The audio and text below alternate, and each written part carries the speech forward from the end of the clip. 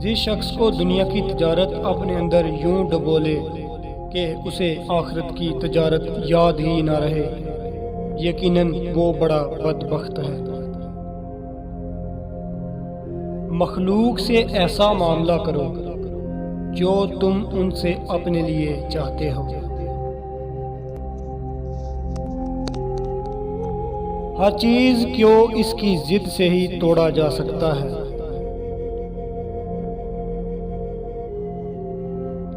غریب مہمان آ جائے تو قرض لے کر بھی تکلف کرو۔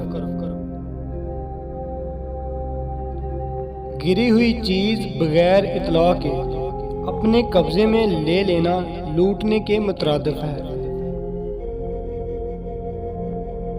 انسان کا سب سے بڑا کارنامہ یہ ہے کہ وہ اپنے دل اور زبان پر قابو رکھے۔ عورت کی بد اخلاقی پر صبر کرنے والا حضرت ایوب علیہ السلام کے صبر کے برابر ثواب پائے گا۔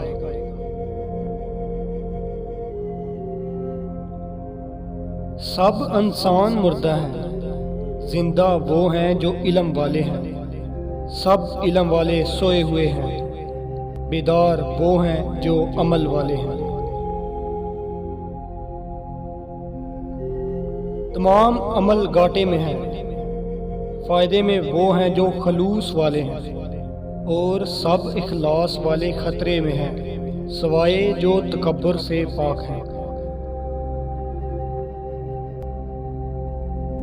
ہر لکھنے والے نے فنا ہو جانا ہے، لیکن لکھی ہوئی چیز ہمیشہ باقی رہے گی۔